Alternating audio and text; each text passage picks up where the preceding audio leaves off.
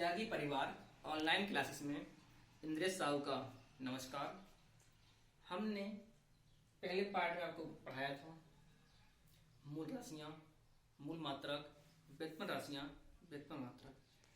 अब हम आगे चर्चा करेंगे इनकी डिटेल की, जो हमें सारणी के माध्यम से आपको समझाने की कोशिश कर रहे हैं।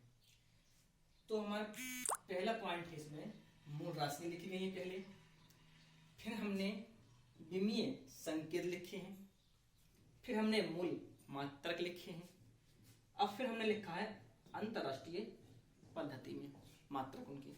ठीक है, तो अब हम पढ़ेंगे पहला हमारा द्रव्यमान। ठीक, तो द्रव्यमान का विमीय संकेत कैपिटल एम होता है, तो कैपिटल एम हमारा विमीय संकेत होगा और इस विमीय संकेत को हम बड़े कोष्ठक में लिखते हैं। ठीक है, इन बड़े कोष्ठक में हम विमीय संकेतों को लिखते हैं। तो इसका मात्रक हुआ किलोग्राम और अंतरराष्ट्रीय पद्धति में केजी।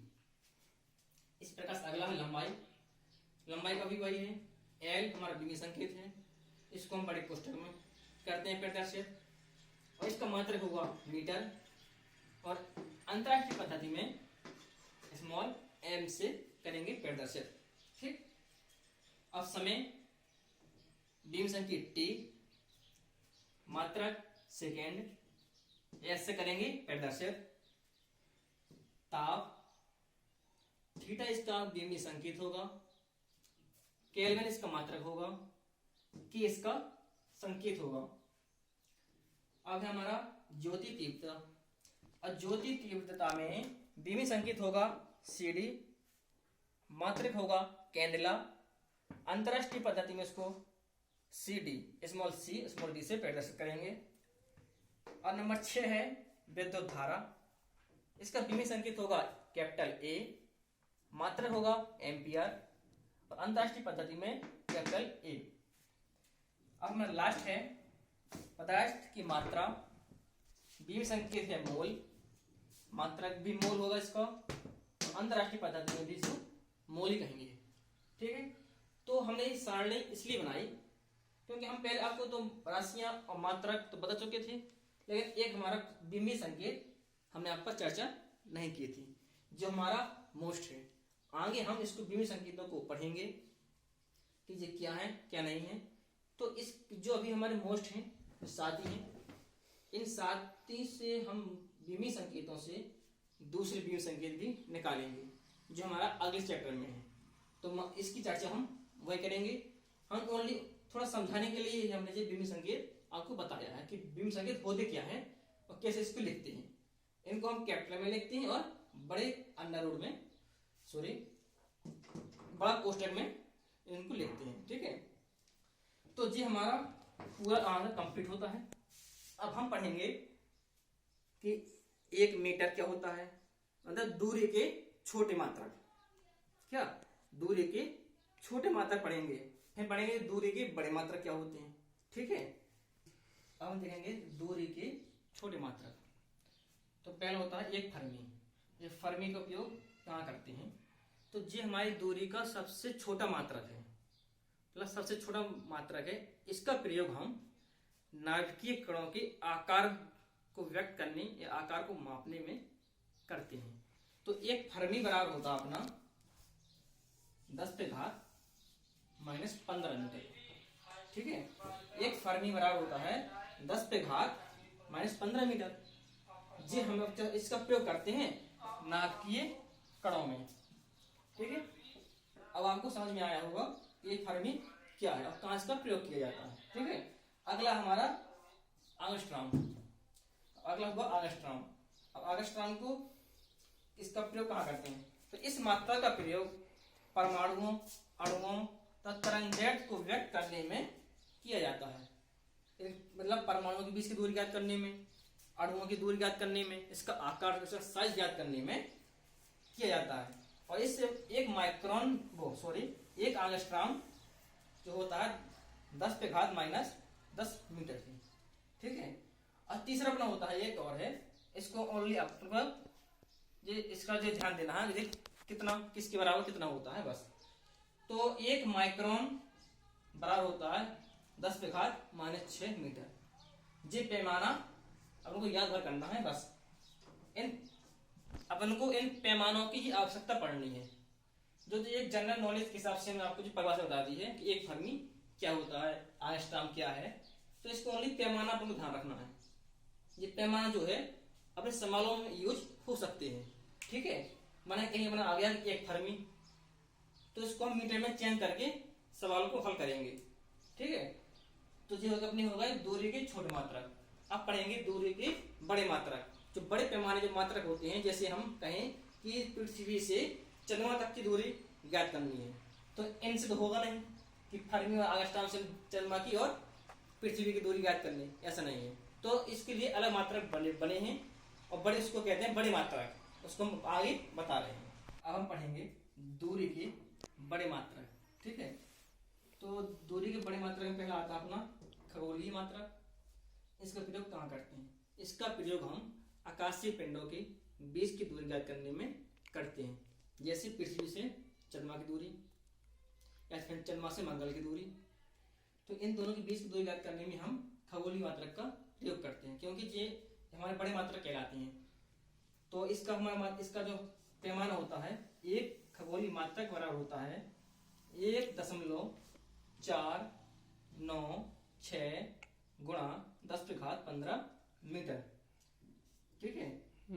तो जो हमारा खगोलीय मात्रक है वो है 1.496 गुणा 10⁻11 मीटर, ठीक है। यहाँ 11 मीटर है ये। तो ये हमारा पैमाना है। तो इस पैमाने की हमें आवश्यकता पड़ सकती है, इसलिए जी हमको ओनली ध्यान देना है जी खगोलीय मात्रक कितने मीटर के बराबर होता है। इस प्रकार से हमारा प्रकाश वर्ष भी है। इसी का ही मात्रक भी हम आकाशीय पिंडों की दूरी ज्ञात करने में ही करते हैं, ठीक है। तो एक प्रकाश वर्ष बराबर होता है 9.46 गुणा 10⁻15 मीटर, ठीक है। तो जी हमारे एक पैमाना जो प्रकाश वर्ष का होगा, मतलब प्रकाश वर्ष वो है कि एक वर्ष में चलेगी दूरी।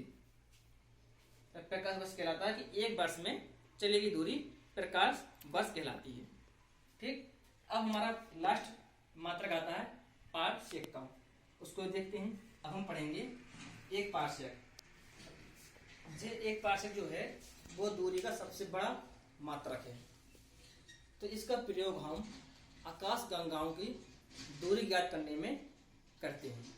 मतलब एक आकाश गंगा से दूसरी आकाश गंगा के बीच की दूरी कितनी है, तो हम उस दूरी को ज्ञात करने के लिए एक पारसेक का उपयोग करते हैं, ठीक है।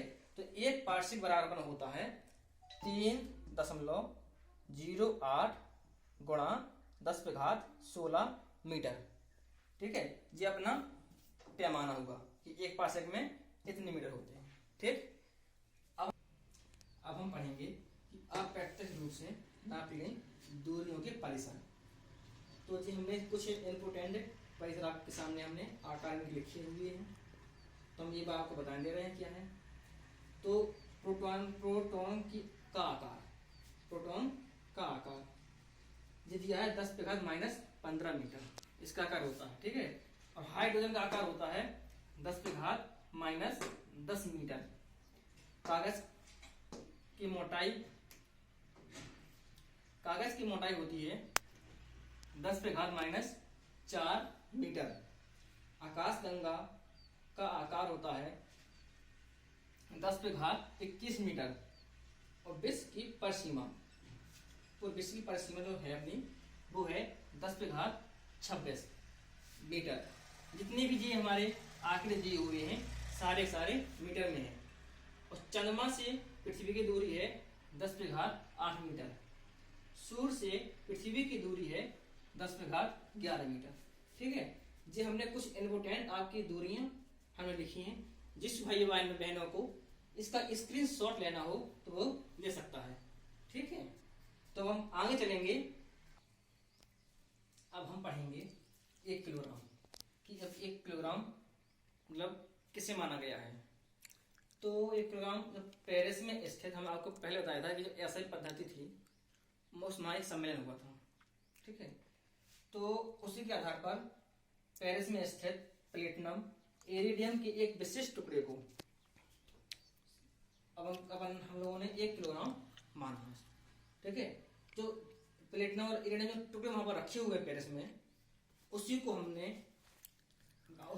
को वैज्ञानिकों ने 1 किलोग्राम माना है।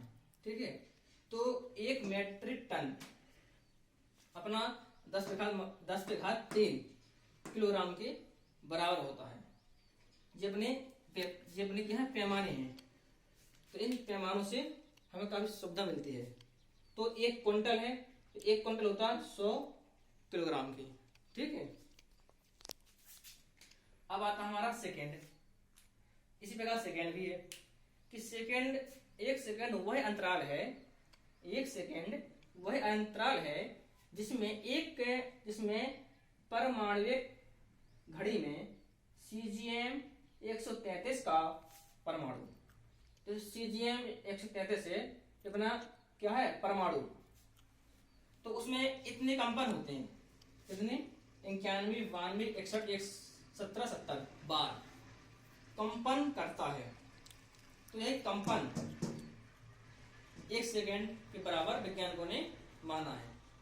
ठीक है, तो इसी मानक के आधार पर, इसी परमाणु के कंपन के मानक के आधार पर वैज्ञानिकों ने जे हमारे पैमाने निर्धारित किए हैं कि 1 सेक बराबर होता है 10⁻⁻8 सेकेंड का, और 1 पिको सेकेंड बराबर होता है 10⁻⁻12 सेकेंड का।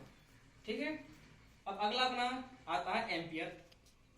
तो 1 एम्पियर वह धारा है जो निर्वात में 1 मीटर की दूरी पर 2 समांतर चालकों में उनकी 1 मीटर लंबाई पर 2 गुणे 10⁻⁷ न्यूटन का बल उत्पन्न करती है। जो हम समांतर चालक हैं, समांतर चालक लिए उसमें पहले हमने धारक की प्रभावित की, तो वैज्ञानिकों ने यह माना कि जो 1 मीटर लंबाई है उसमें हमारा इतना बल उत्पन्न करता है, 2 गुणे 10⁻⁷ न्यूटन का बल उत्पन्न होता है। तो इसी के आधार पर उन्होंने 1 एम्पियर की परिभाषा दी कि हमें इतना बल उत्पन्न जो करेगा उसे हम कहेंगे 1 एम्पियर, कि हमारे यहाँ पर 1 एम्पियर की धारा बह रही है। तो वैज्ञानिकों ने यही निर्भर किया है। अब हम आगे पढ़ेंगे, अभी हमने देखा था एम्पियर, अब एम्पियर अब इसके बाद है केल्विन, कैंडेला और मोल। इसी प्रकार से वैज्ञानिकों ने इनकी परिभाषा भी निर्धारित की है, केल्विन, कैंडेला, मोल की भी। अब आगे है अपना पूरक राशि। अब पूरक राशि अपनी 2 होती है, एक होती है कॉर्ड और दूसरी होती है घन कॉर्ड। ठीक, पहली राशि कॉर्ड और दूसरी घन कॉर्ड। कॉर्ड का मात्रक अपना होता है, कॉर्ड का मात्रक रेडियन, कॉर्ड का मात्रक होता है रेडियन, और घन कॉर्ड का मात्रक होता है स्टेरेडियन।